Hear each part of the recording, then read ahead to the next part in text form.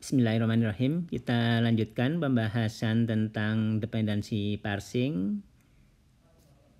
Untuk bahasan yang nomor 9 ini yaitu masih berkaitan dengan graph-based dependency parsing. Di sini kita akan membahas tentang fitur-fitur dan trainingnya. Kita masih menggunakan sebagai sumbernya adalah buku Speech and Language Processing bab 15. Ya, di bab 15 itu ini adalah outline-nya. Beberapa sudah kita bahas ya. Kemudian sekarang kita membahas untuk bagian 6 yaitu graph based dependency parsing. Di mana ini adalah sebenarnya bab 5, kemudian kita bahas pada kesempatan ini adalah 5.2 fitur and training. Ya, di sini misalnya kita mempunyai sebuah kalimat S, kemudian sebuah kandidat tree-nya adalah T. Ya, jadi kalimat S, kemudian kandidat tree-nya adalah T. Kemudian di sini skor dari S yang dengan T dengan kalimat S itu adalah penjumlahan dari skor-skor dari busur-busurnya, dari edge-nya ya, dari busur-busurnya. Ya, di mana di sini di skor busur itu kita bisa nyatakan dengan adalah dari fitur-fiturnya, jadi bobot dari penjumlahan bobot dari fitur-fiturnya. Ya, di sini ada jumlahnya ada 1 sampai dengan n. Ya, kalau di penulisannya disederhanakan menjadi seperti ini. Jadi di sini kita untuk parser ini ada 2 permasalahan yang perlu dihadapi ya, yaitu adalah yang pertama mengidentifikasi fitur-fitur yang relevan. Ini sama seperti waktu kita perlu mengidentifikasi fitur-fitur untuk transition based, untuk training, untuk transition based, untuk parsing, yaitu waktu itu Oracle kita udah bahas. Kemudian 2 permasalahan di sini. Yang pertama itu, kemudian yang kedua adalah bobotnya. Ya, di sini kita menggunakan ya bobot untuk yaitu skor dari masing-masing fitur ya. Berbeda dengan yang untuk transition based waktu itu tidak ada bobotnya. Jadi untuk fiturnya itu sendiri ya.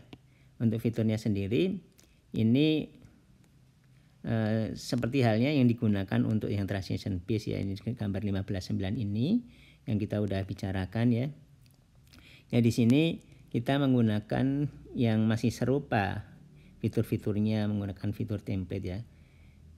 Masih serupa karena baik itu di transition based dependency parser maupun di sini graph based, ini sama-sama sebenarnya ingin menangkap informasi hubungan antara head dan dependent-dependentnya.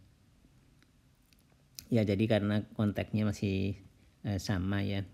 Nah, di sini sama seperti sebelumnya ya, di mana fitur-fitur itu menggunakan bentuknya adalah bentuk katanya atau lemanya atau part of speech-nya dari head atau dan dependent-nya dan seterusnya.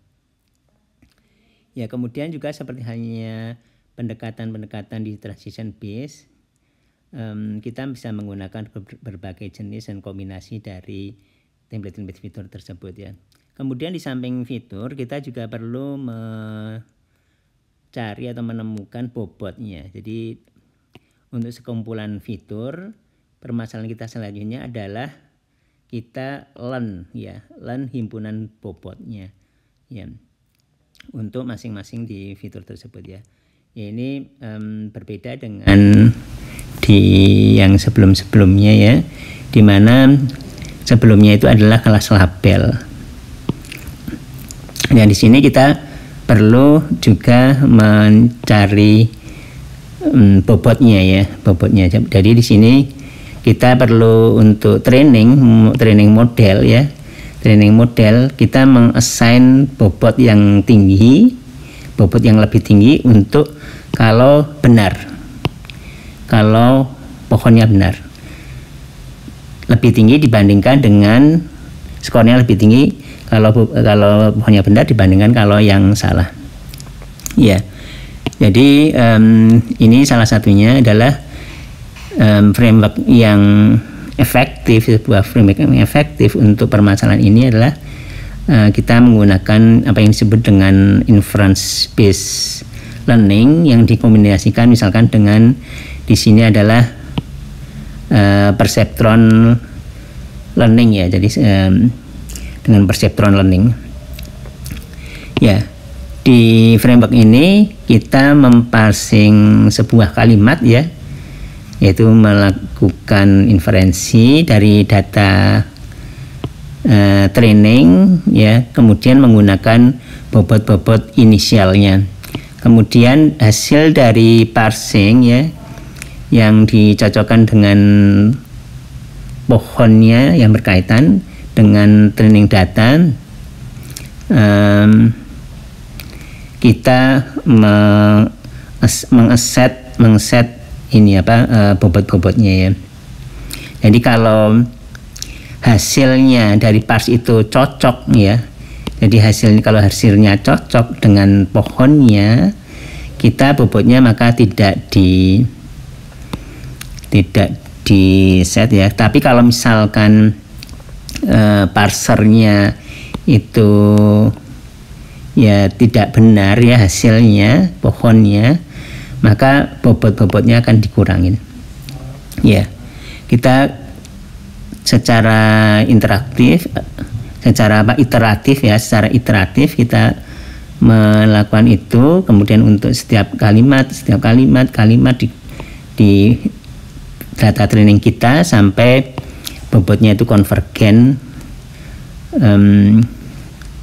yang awalnya itu adalah dari misalkan initial weight yang random ya. Saya kira secara garis besar seperti itu. Nah kemudian kalau untuk state of the art, algoritma state of the art sendiri menggunakan recurrent neural network ya. Saya kira sekilas secara singkat seperti itu untuk fitur dan learning untuk graph based approach untuk dependency parser ya. Terima kasih. Kita akan lanjutkan dengan bahasan berikutnya berkaitan dengan evaluasi. Alhamdulillah, terima kasih. Semoga bermanfaat.